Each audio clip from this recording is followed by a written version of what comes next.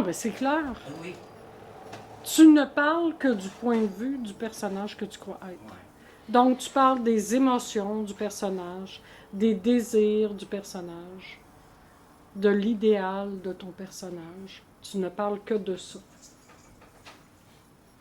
Et si le personnage dont tu parles n'existait pas, comment tu ferais pour te définir dans cet instant, qui est le seul instant où tu es vivant? Si tu ne me parles pas des caractéristiques du personnage que tu crois être, comment tu te définis dans cet instant? Ouais. Point. Donc, ce que tu fais, tu t'identifies à ce personnage, prétendant que c'est toi.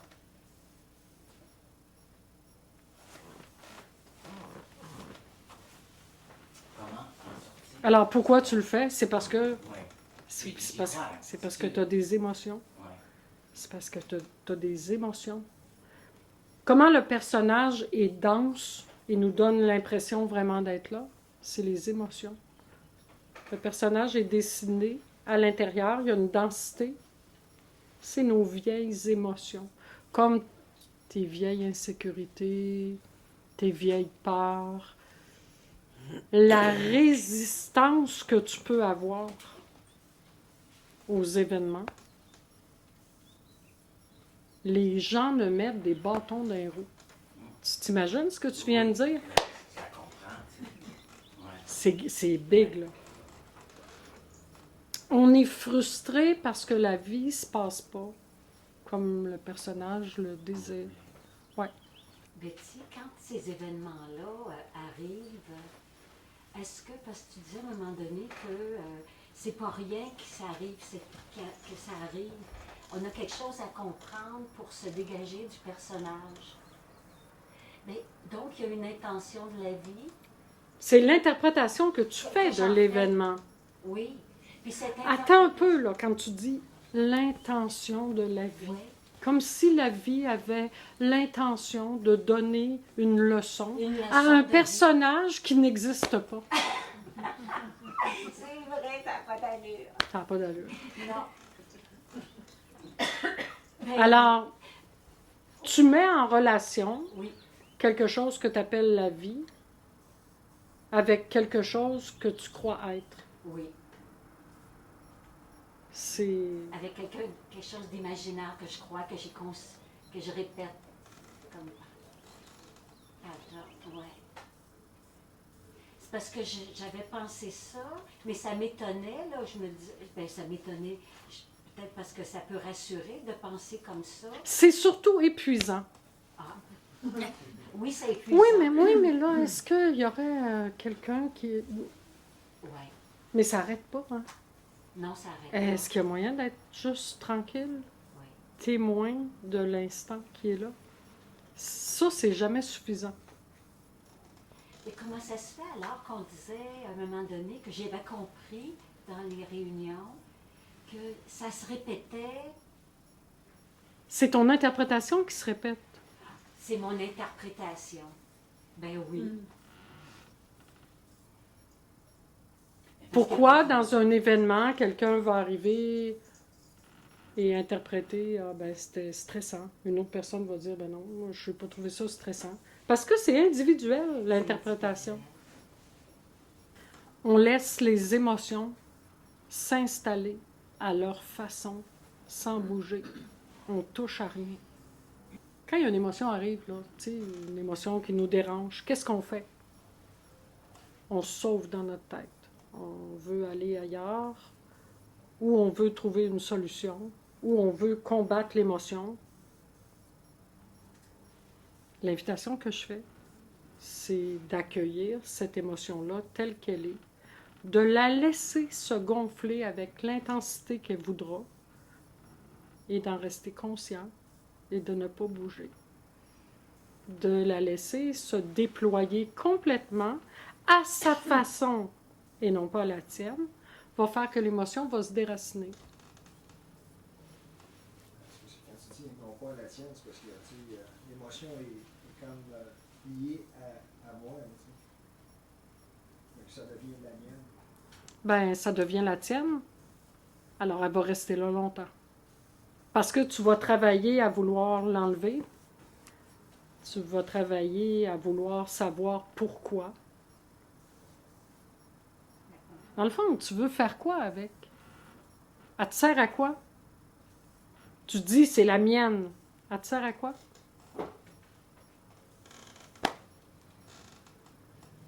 Pourquoi on chérit nos émotions de cette façon? Dans le fond, elle te sert à quoi? C'est qu'elle prouve ton existence. Et voilà.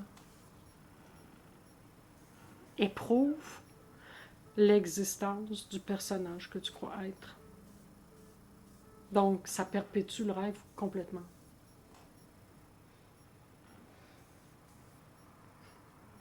Mais on a l'impression, ah non, non, je peux pas faire ça, c'est trop difficile. Pff, on se trompe. Ça se fait naturellement et très simplement. Donc, ce qu'on a à regarder, c'est les émotions. C'est tout. Et le mental, la voix qui parle toujours dans la tête, c'est l'allié des émotions.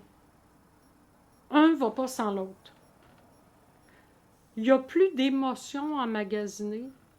Le mental réactif, c'est tirer une balle dans la tête, il n'existe plus. Son seul rôle, sa seule fonction, était de gérer des vieilles émotions. Toucher les émotions négatives, la colère ou la rage, je pense que c'est quelque chose de difficile. Parce que j'écoutais monsieur, on se parlait que c'est tellement ça. Il y a beaucoup de colère et de rage. Je n'identifiais à rien dans le sens que quand tu disais oui, on peut être conscient qu'on est dans le rêve, qu'on joue un personnage, qu'on se ramène, on est vraiment comme lié, qui est, c'est pas parce que je prends conscience en quelque part que je suis un personnage que ça va m'aider. Est-ce qu'il y a quelqu'un qui t'a dit que c'est ça qui allait arriver? Non, mais ça me dit, quand je l'ai lu, ça donnait un sens au personnage. Et là, il y a une rage en dedans de moi, puis c'est pas associé à rien. Tu sais, je peux pas dire que c'est dû à un passé. Mais Est-ce que c'est important que tu le saches? non, c'est ça. Et voilà. C'est juste épeurant. Est-ce que ce serait possible que tu te trompes Que en te disant c'est épeurant? En prétendant que c'est épeurant. C'est épeurant.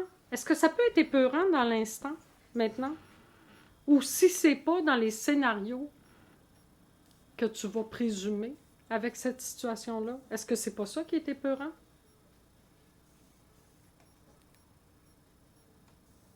Est-ce que tu peux rester avec la peur? Est-ce qu'on peut rester vulnérable? Ben oui, on peut. Ben oui, on peut. Je suis un petit peu étonnée d'entendre que les pensées sont toutes secondaires à des émotions. Et puis qu'on ne peut pas observer directement les pensées, non pas passer par les émotions. Bon, tu peux les observer directement. Oui. Ben oui. Mais tu vas voir que la pensée qui arrive, que tu observes, est liée avec une émotion. Donc, ce serait, en tout cas, dans mon cas, l'émotion n'est pas, a priori, n'est pas toujours disponible. C'est plutôt les pensées qui sont ma première cible. Ça veut dire que je pourrais passer par les pensées pour atteindre les émotions? Pour les observer ou... Non, mais tu n'as pas à te chercher des émotions s'ils ne sont pas là. Merci. Ah, ça va aller, hein? C'est bon. Il y a des gens qui sont comme ça, ça me fait trop rire, hein? J'ai un ami que j'aime beaucoup et qui m'a dit un jour, moi, je suis à la retraite. Alors maintenant, je vais faire complètement table rase de toutes mes émotions. Et là, je vais commencer une par une et je vais accueillir dans l'instant. Ben, c'est voir ce qu'il y a dans l'instant et non pas essayer de s'inventer ce qu'il pourrait bien avoir, là.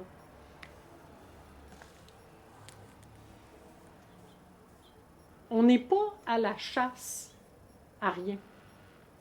On voit ce qui est là dans l'instant. C'est-à-dire que si nos pensées sont liées aux émotions, en ayant ces pensées-là, ça nous fait replonger dans ces émotions.